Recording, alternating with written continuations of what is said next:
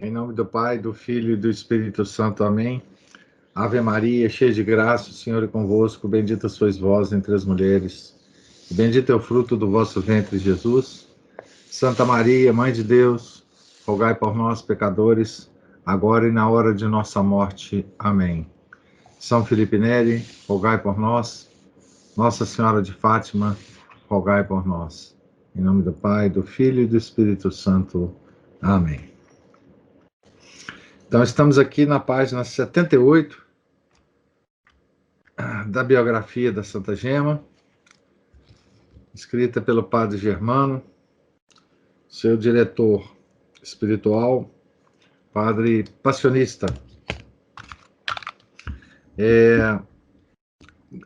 Tínhamos acabado de ver, né, a descrição da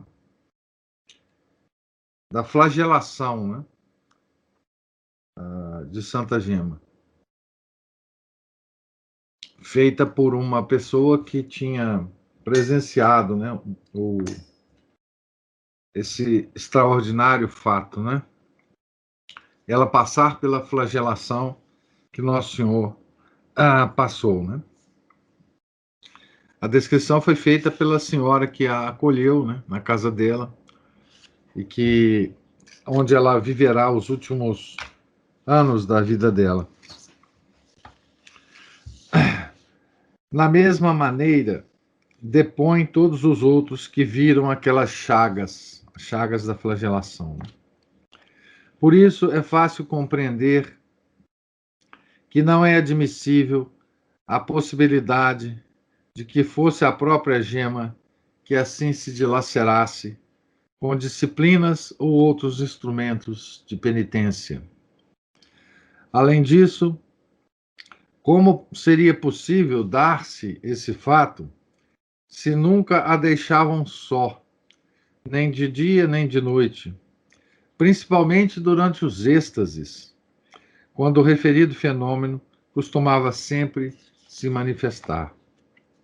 Em todo caso, ficaria sempre sem explicação como chagas tão fundas da epiderme e do derme, produzidas por qualquer motivo natural, pudessem sarar em tão breve tempo. Quanto à dor de tão atrozes feridas que a estimada vítima sofria com esses cruéis açoites, rasgando-lhe cruelmente a carne, pode-se justamente avaliar pelos movimentos que fazia. Aqui o depoimento de uma das testemunhas, né? No tempo da flagelação, vê-se Gema sofrer muito, mas não se move. Às vezes, fica um tanto convulsa, os braços tremem. E quanto ao sofrimento que em todo o corpo sente, fica um pouco rouca, mas depois volta a si. Findo o êxtase, recorda-se de tudo perfeitamente. Verifiquei-o por mim mesmo. Pobrezinha, como despedaça o coração vê-la padecer assim. Nessas ocasiões, sabe o que me diz? Recomende-me muito a Jesus. Depois ouço-a dizer: minha mãe, Divino Pai Eterno. Na sexta-feira de noite, pelas 11 horas, disse: adeus, até amanhã. E com efeito, pararam, à minha vista, os golpes e ficou como morta. O pulso, porém, batia naturalmente e o coração conservava-se calmo. Esse é o depoimento de uma outra testemunha, né? Não se sabe quantas vezes o misterioso fenômeno se repetiu além do mês de março daquele ano, durante os finais, quinta e sexta-feira de março de 1900, se não me engano, 1901. Entretanto, pelas suas cartas se deduz que deu-se outras vezes, mas sem ser observado, devido às muitas precauções de que usava a humilde virgem para conservar ocultos os dons de Deus. De fato, eu soube que uma vez ela se dirigiu à sua benfeitora, pedindo que lhe permitisse tomar um banho, porque dizia: sinto as roupas pegadas à carne e me afligem muito. Foi e descobriram que aquele inocente corpo estava coberto de grandes chagas, com o sangue seco, de modo que a camisa tinha ficado pegada e não se podia tirar senão reabrindo as feridas com imensa dor. Contudo, ao ouvi-la, dizia que todos esses tormentos eram apenas uns ligeiros sofrimentos que Jesus lhe dava para experimentá-la um pouco. O Salvador do mundo, depois de ter sido flagelado, narram os evangelistas, foi levado para o meio dos soldados do pretório, os quais, tecendo uma coroa de espinhos, cravaram-na na cabeça. Ó adorável coroa! Haverá um cristão que não a deseje e não considere como grande honra cingir contigo a sua fronte, depois de vê-la adornar a do homem-deus? Certamente que a Virgem de Lucca, que compreendera a fundo os mistérios da grandeza de Cristo, assim pensava, e por esta joia estava há muito tempo enamorada. Direi mais adiante a tocante visão do anjo, que numa visão lhe apresentou duas coroas, uma de cândidos lírios e outra de espinhos, para escolher a que preferisse. Gema, sem hesitar um momento, exclamou: quero a de Jesus. Dai-me a de Jesus. E tomando-a, apertou-a com todo o amor ao coração. Outras vezes, o próprio Jesus aparecia-lhe coroado de espinhos e perguntava se ela queria para si aquela coroa. Agora, pois, que a santa donzela alcançara, pelos seus desejos e místicas purificações, a necessária perfeição para esses dons extraordinários, as palavras se converteram em fatos, as visões em realidade. E eis de que modo ela própria nos faz essa narração. Nesta tarde, 19 de junho de 1900, finalmente, depois de 6 dias de sofrimento pelo afastamento de Jesus, recolhi-me um pouco. Pus-me a rezar, como costumo, todas as sextas-feiras. Comecei a pensar na crucificação de Jesus. A princípio, nada senti. Depois de alguns momentos, fiquei meio concentrada. Jesus estava perto. Ao recolhimento, sucedeu como das outras vezes, que fiquei fora de mim e me achei com Jesus, que sofria penas horríveis. Como podia ver Jesus sofrer e não ajudá-lo? Então, senti apoderar-se de mim um grande desejo de sofrer e pedi a Jesus que me fizesse essa graça. Ele me satisfez logo, procedendo como das outras vezes. Aproximou-se de mim, tirou de sua cabeça a coroa de espinhos e com suas mãos colocou-a sobre a minha. Acalcou-a sobre as minhas frontes. Foram momentos dolorosos, mas felizes. Assim permaneci 1 hora com Jesus. E de outra vez, uma outra ocorrência, né? Ontem, pelas 3 da tarde, para dizer a verdade, sentia-me cansada e sem forças. Achei-me de novo diante de Jesus, mas ele não estava tão triste como naquela noite. Fez-me alguns carinhos.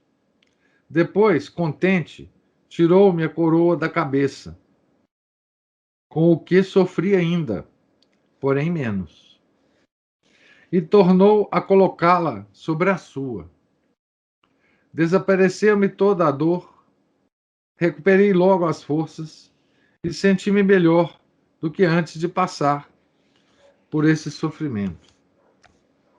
Então, por aqui se vê, né, que esse fato, né, da coroação de espinhos de Santa Gema deve ter se dado algumas vezes, né?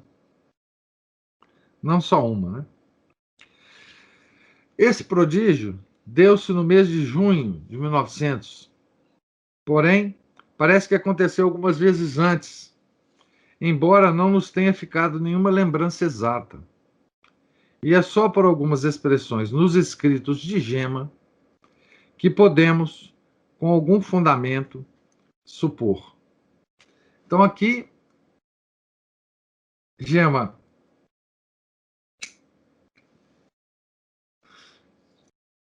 a descrição, né, tá nos levando a saber que Gema a, sofreu, né, todos os sofrimentos da paixão de Nosso Senhor, desde o Jardim das Oliveiras, né, até a cruz, né, que ocorreu exatamente de quinta à noite até sexta às 3 horas, né, da tarde. E exatamente nos mesmos horários, né, que aconteceu com Nosso Senhor. Os efeitos, depois a gente vai ver como é que ela descreve a coroa de espinhos, que é um pouco diferente do que a gente imagina que tenha acontecido com Nosso Senhor, né? Os efeitos palpáveis dessas aparições demonstravam claramente que não eram fruto da imaginação. Via-se a cabeça da piedosa donzela, no mesmo momento, traspassada de furos, de onde gotejava sangue vivo. Ah, vai ser aqui agora que ela vai falar como é que vai ser a coisa. Não só ao redor, mas em toda a superfície, por entre os cabelos. Isso confirma o que deixaram escrito alguns santos contemplativos. Ter sido feita de tal forma a coroa de espinhos do Salvador, que ele cobria toda a cabeça. A própria Gema, aqui que ela vai descrever realmente, a própria Gema, falando daquela que pela primeira vez foi-lhe mostrada pelo anjo, diz claramente: não tinha a forma de coroa, mas de um barrete, um capacete, né? Às vezes os furos eram quase imperceptíveis a olhos nus, como os da estigmatizada de Boadaine, Luísa Latour. Já foi descrita a Luísa Latour, né? Que só se percebiam pelo sangue que derramavam. Outras vezes, distinguiam-se perfeitamente sobre a fronte e sobre o couro cabeludo. Os buracos feitos pelos espinhos em forma triangular, de cada um dos quais destilavam grossas gotas de sangue. Assim atesta um digníssimo sacerdote, testemunha ocular com vários outros que, com muito vagar, tinham podido observar o maravilhoso fenômeno. Isso se repetiu regularmente por algum tempo, de quinta-feira a sexta-feira de cada semana, mesmo depois que o das chagas das mãos e pés e lado cessaram de ocorrer. Muitas vezes começava antes do êxtase habitual da dita noite de quinta-feira. A Ana Paula diz aqui, né? O estudo foi feito do Santo Sudário, comprova isso, que a coroa tinha uma forma de capacete, exatamente.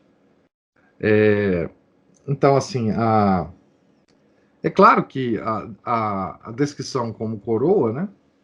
E até a representação, né? De Jesus crucificado mostra a coroa, né? De espinhos. Mas, enfim, as descrições são essas, né? Dos santos místicos, né? Que passaram, que tiveram a experiência pessoal, né? De serem coroados com a mesma coroa de Nosso Senhor, né? Achando-se Gema sentada com as pessoas da família para a ceia, viam-se aparecer na testa gotas de sangue que, pouco a pouco, multiplicando-se, corriam-lhe pelas faces, sobre o pescoço e sobre as roupas. De cada fio de cabelo caía uma gota de sangue, chegava até o chão. Repete outra testemunha. Então imagina, ela estava sentada na quinta-feira, né? Para a ceia, e começava o fenômeno, né? As pessoas presenciavam, né?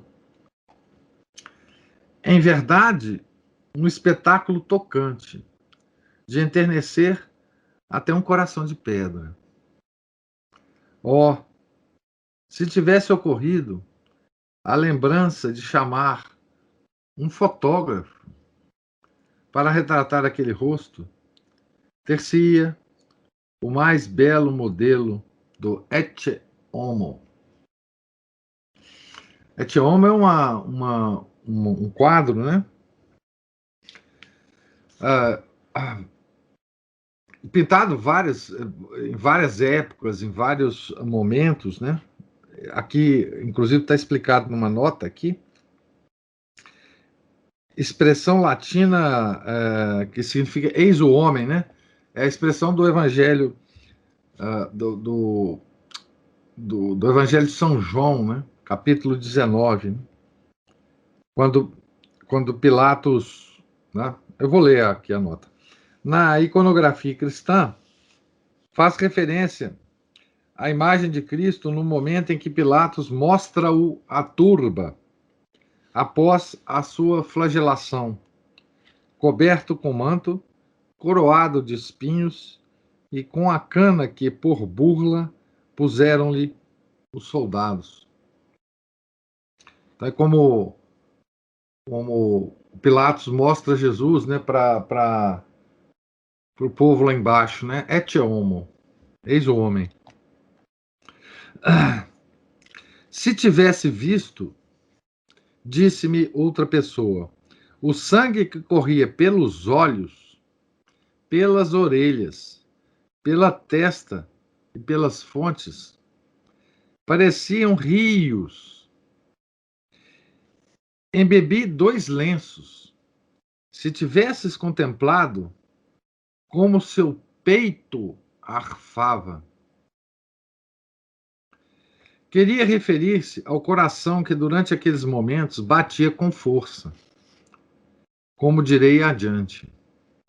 Uma vez, estando eu mesmo presente, né, Padre Germano, ordenei que lhe lavasse e enxugassem todas aquelas feridas, e pus-me em observação. Após alguns minutos, o sangue começou a borbulhar dos mesmos pontos, e aquele rosto angélico ficou de novo todo manchado. Notei que a efusão era muito rápida, como se por uma forte pressão o sangue brotasse de dentro e se derramasse por fora, deslizando depois pelas faces, que ia secando sobre a pele. Ia secando sobre a pele. Né? Ainda que o Evangelho não a refira, costumavam, todavia, os contemplativos, com Santa Teresa, prestar uma particular atenção à chaga do ombro esquerdo do homem-deus, ocasionada pelo peso da cruz na subida angustiosa do Calvário. Gema também sofreu esta chaga, embora algumas pessoas a confundissem com as inúmeras da flagelação. Era tão larga e profunda e causava à paciente tão grande dor que a obrigava a andar curvada daquele lado, o lado que Nosso Senhor carregou a cruz, né? Como se ela própria estivesse carregando a cruz, né, Santa Gema? Esta também se fechava, como todas as outras, na sexta-feira de tarde ou no sábado de manhã, e derramava muito sangue. Era, porém, diferente das outras neste ponto, que a dor por ela ocasionada continuava a se fazer sentir ainda por tempo mais ou menos longo. Então, a do ombro da cruz, né, do ombro esquerdo, né, do ombro esquerdo. Esse estado durou até fevereiro de 1901, em que eu lhe escrevi que suplicasse a Jesus que se dignasse a libertá-la dessas manifestações patentes a todos. Assim o fez, e pelo mérito da santa obediência, foi atendida. Aqui tem nessa descrição, né, tem uma característica muito interessante desses fenômenos com os místicos, né, é que normalmente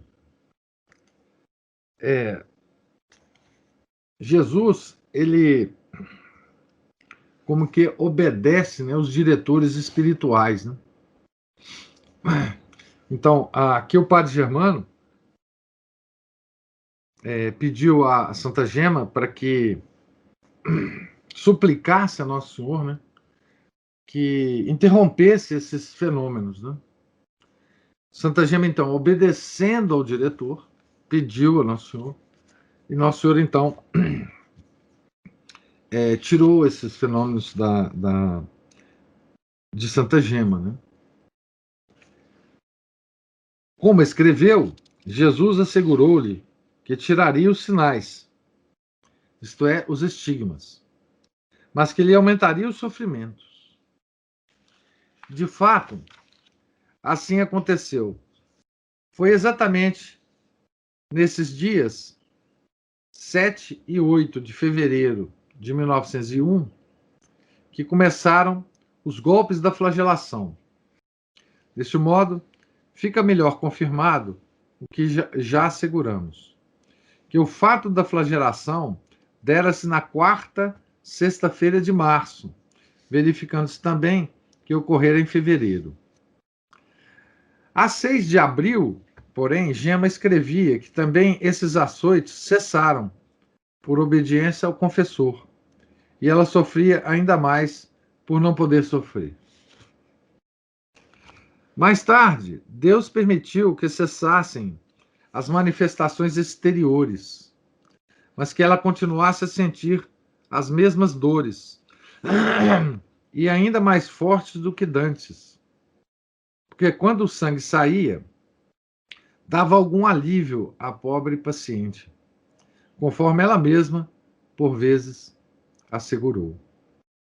Era isto fácil de compreender, porque era evidente a todos o sofrimento interno, pelo estremecimento de todo o seu corpo e pelas lágrimas que lhe rebentavam dos olhos. Contudo, quis Deus dar-lhe algum alívio ao coração, que, à força de bater-lhe no peito, comprimia os vasos sanguíneos, que fazia jorrar sangue vivo. Sentia-se tão alegre a santa donzela que, estando em êxtase, ouviram-na dizer. A Santa Gema não só continuava a conversar, né, dizer certas coisas em êxtase, como em muitas êxtases também ela conseguia escrever, né? Então, o que ela dizia, né? Jesus, eu vos daria também as minhas mãos e os meus pés, mas não posso. O confessor me proibiu. Tomai meu coração. Este eu vou-lo posso dar. Eu vos cederia minhas mãos, ó Jesus, mas não posso. Parece que aqui o Senhor lhe mostrava suas próprias mãos transpassadas, para pedir-lhe, como que tentando-a, sangue por sangue. Mas não posso. Continuava ela a responder. Sofro por isso, mas a obediência vale mais do que o sacrifício.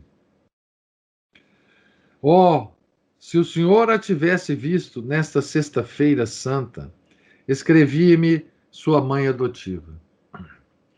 Às 3 horas, julgava que morresse. Quantas golfadas de sangue deitou! E exclamava: Meu Jesus, não vos posso dar de outro modo o meu sangue, mas eu vô-lo dou do coração.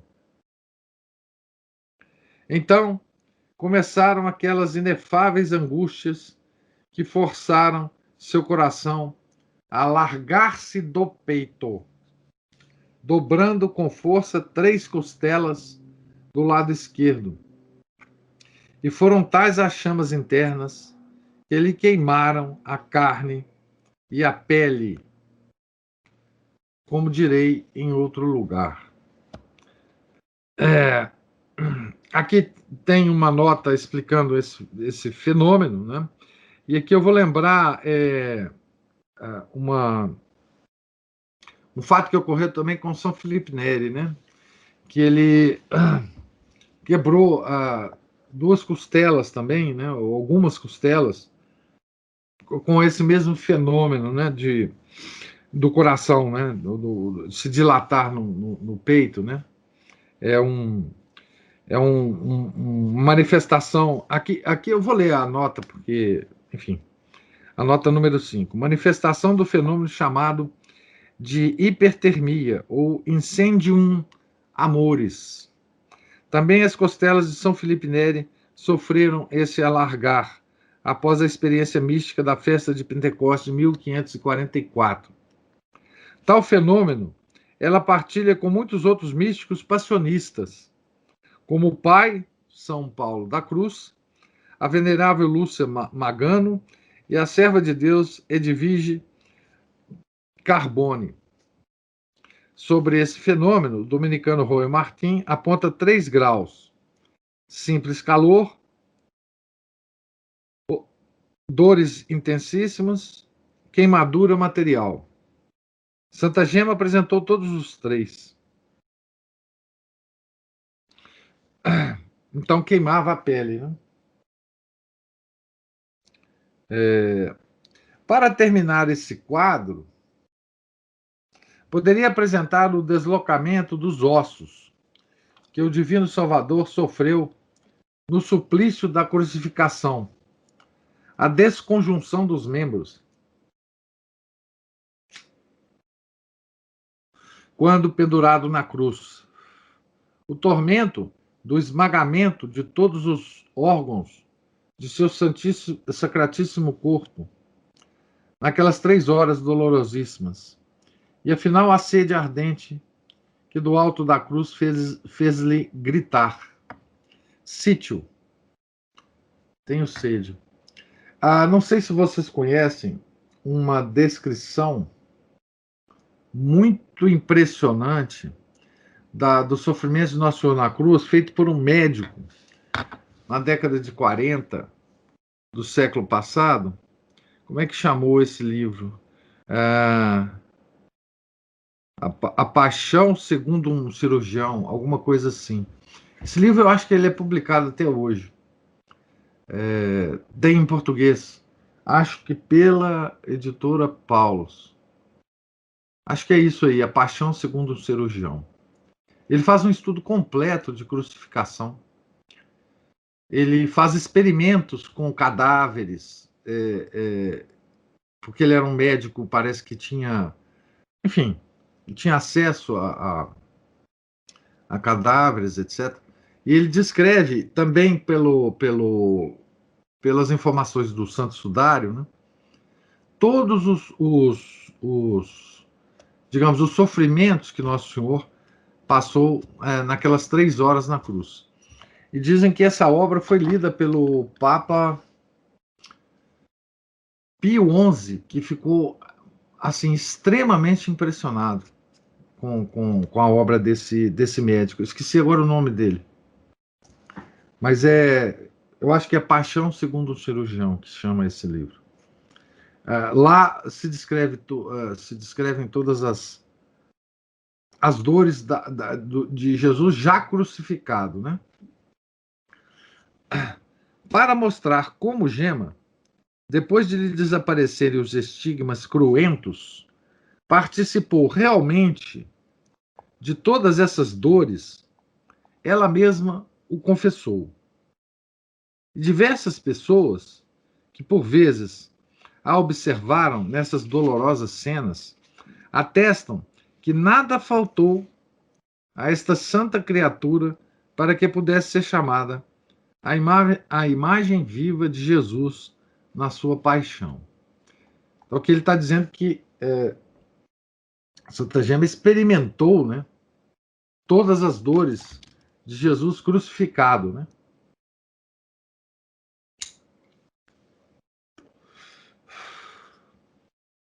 Entretanto, tendo eu já excedido os limites desse capítulo, abstenho-me de referir ao que disseram essas testemunhas e descer às particularidades que referem.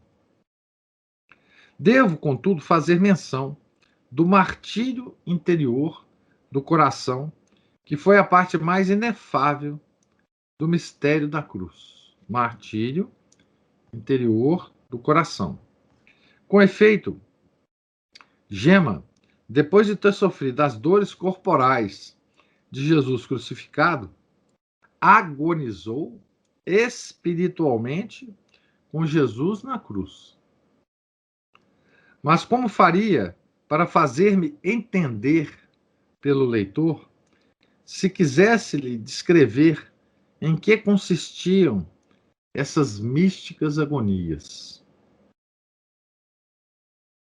Somente direi que, a julgar pelo que aparecia exteriormente, pela cor cadavérica, pelo peito ofegante, pelos olhos encovados e pelos lábios descorados, podemos e devemos crer que aquele estado era a agonia da morte.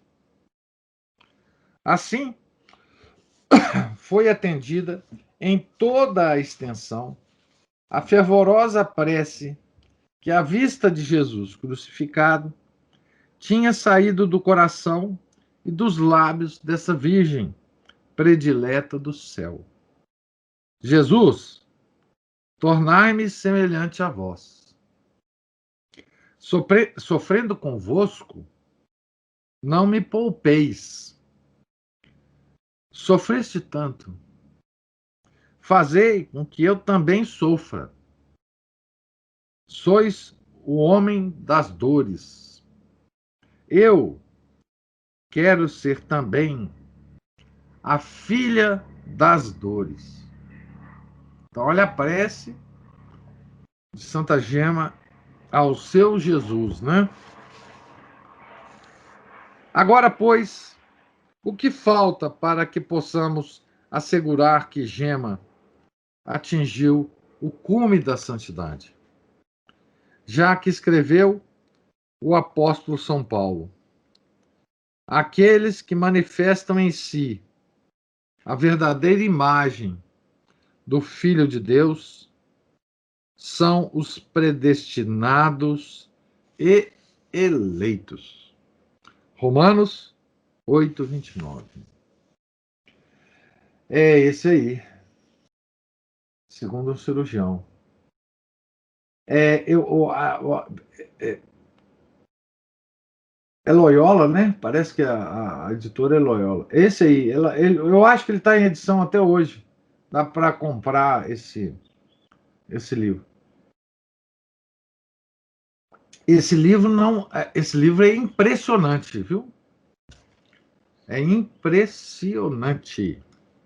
Não é, não é um livro agradável de ler, não.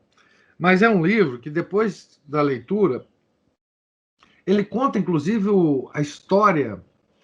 Esse livro conta inclusive a história do processo de crucificação que os romanos usavam, tá?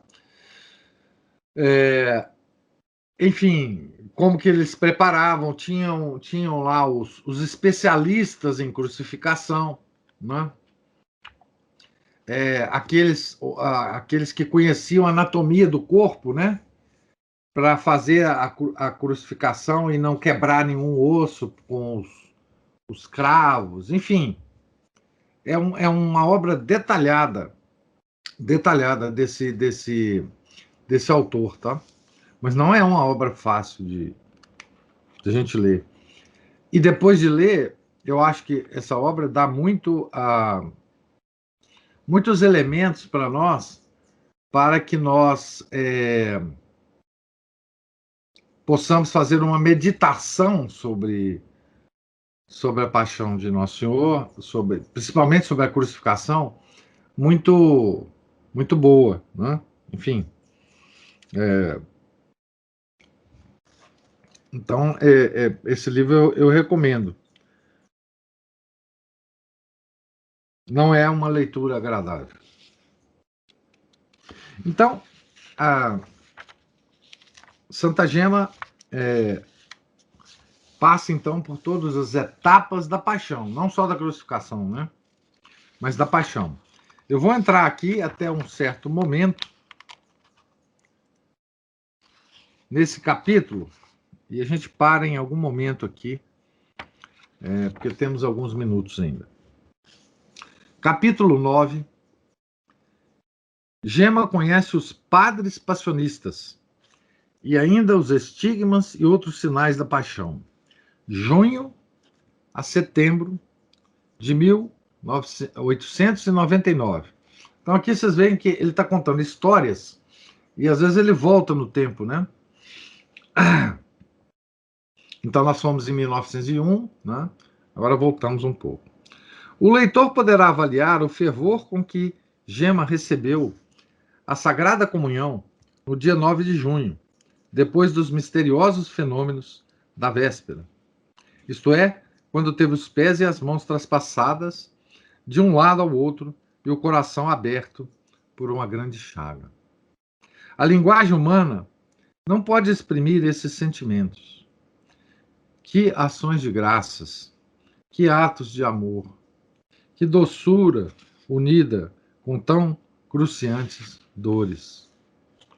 Com que ternura não repetiria ela neste sábado beatífico? Delectus meus mirri et ego illi. Meu amado é para mim e eu para ele. Está citando aqui o Cânticos, né? 2:16. Ah, sim, pode agora exclamar com São Paulo: estou verdadeiramente crucificada com Jesus. Eu vivo, mas não sou eu mais quem vive. É Jesus que vive em mim. Ah, isso é o Gálatas, né? Gálatas 2:20. Voltando para casa, não lhe foi difícil apresentar-se à sua tia, conforme já contamos. Todavia era preciso proceder com prudência, o que lhe causava alguma inquietação. Ao confessor, a quem já tinha comunicado a promessa que recebera de uma graça extraordinária, convinha agora informá-lo minuciosamente de tudo. Mas como? Gema fora sempre muito reservada em falar de si e daquilo que lhe dizia respeito. Sentia tão grande repugnância e até mesmo vergonha nestas ocasiões que teria preferido mais ocultar-se do que revelar o que trazia guardado no coração. Quanto mais, mais agora, quanto mais agora, tratando-se de um fenômeno tão raro e misterioso. Que pensará o confessor, dizia ela a si mesma, quando souber deste fato? Ele que conhece bem o quanto sou indigna de favores celestiais. E vindo a divulgar-se esses prodígios, como todos se escandalizarão, sabendo quão grande pecadora sou eu. Então é isso que ela pensava, né? De tudo que estava acontecendo com ela. Né? Se a tais sentimentos de profunda humildade se unia um pouco da fraqueza que aumentava essa repugnância de Gema, ou se não era mais do que uma tentação do demônio, não saberia dizer. O certo é que, muitas vezes, o seu anjo da guarda teve de avisá-la e repreendê-la fortemente para que se vencesse. Passou-se todo o mês de junho em grande perplexidade, e Gema não podia ainda resolver-se a cumprir com esse dever. Mas Deus, compadecendo-se da sua serva, tirou-a dessa dificuldade, dirigindo-a com admirável providência sobre a nova estrada pela qual, nos seus decretos eternos, queria que caminhasse. Então vamos ver o que Deus preparou para ela aqui. Estou vendo aqui que ponto parar, né? Eis aqui como aconteceu. No princípio do novo século, o Papa Leão XIII ordenou que se dessem missões em todas as cidades da Itália.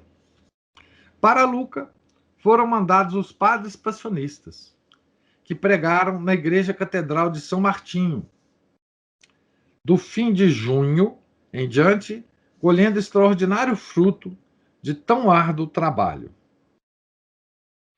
Nessa ocasião, Gema estava atenta em ouvir as práticas sobre o Sagrado Coração de Jesus, que se faziam nesse mesmo mês noutra igreja. E por isso, só em princípios de julho, é que, levada por um celeste impulso, foi a São Martinho para acompanhar a missão. Qual não foi a sua alegria ao reconhecer no traje daqueles missionários o hábito com que lhe tinha aparecido o bem-aventurado Gabriel, seu amado protetor. Então ela já conhecia o hábito dos passionistas, porque o São Gabriel de Nossa Senhora das Dores aparecia para ela, né, com o hábito. Né? A impressão foi tal, ela escreveu, que não posso descrevê-la. A primeira vez que os vi, senti uma especial estima e afeição por eles. E desde aquele dia não perdi mais nenhum sermão. É de admirar que Gema, vivendo sempre em Luca, onde frequentemente esses missionários estavam no exercício do seu santo ministério, até então não os tivesse visto. Ainda mais quando se sabe que a poucos quilômetros da cidade tinham eles uma casa de retiro ou convento, muito procurado pelos moradores de Luca. Compreende-se, porém, atendendo à vida retirada que levava essa serva de Deus e a sua rara modéstia, isenta de toda curiosidade, até mesmo das mais inocentes.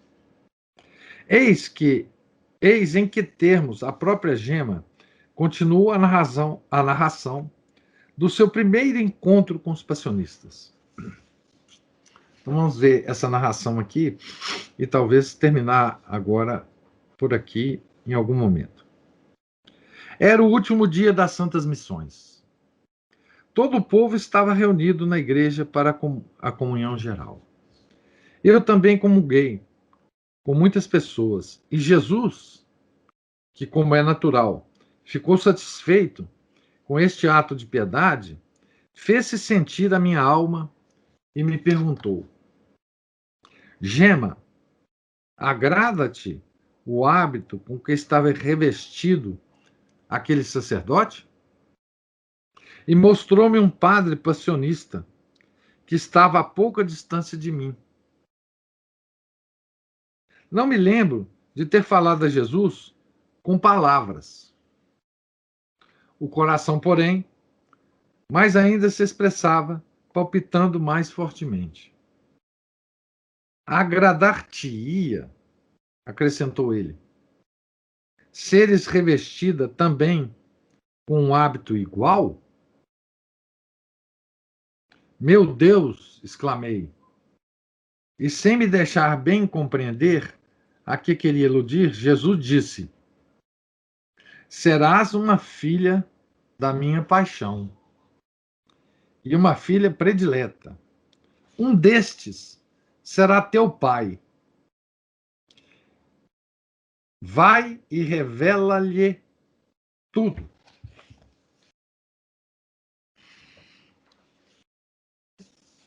Então, eu vou ler a nota aqui para a gente terminar nesse ponto aqui.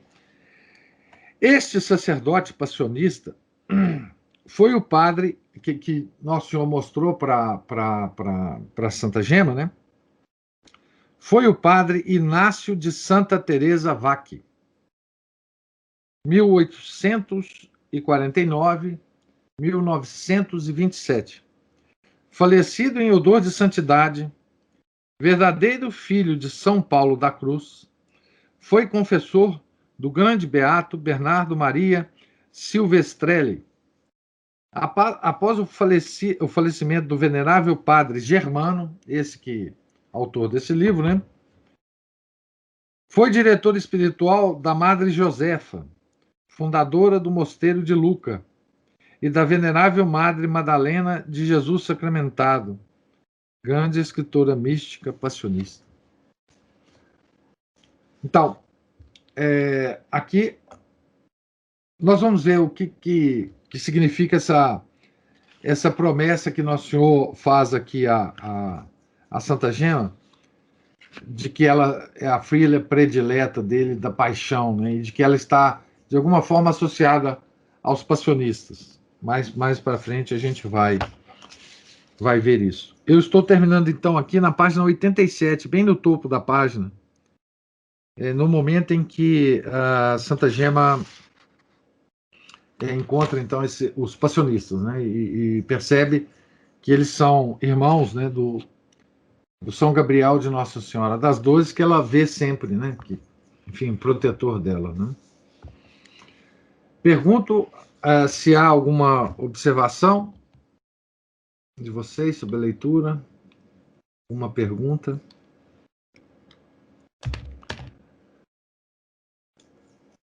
Então,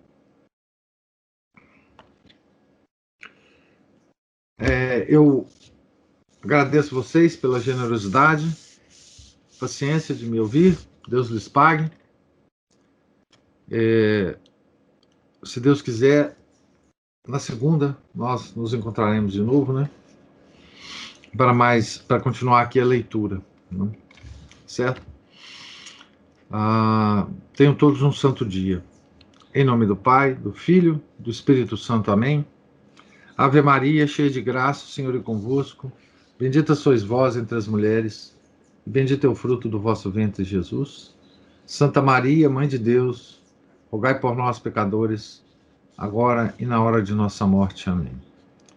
Santa Gema Galgani, rogai por nós. São Gabriel de Nossa Senhora das Dores, rogai por nós.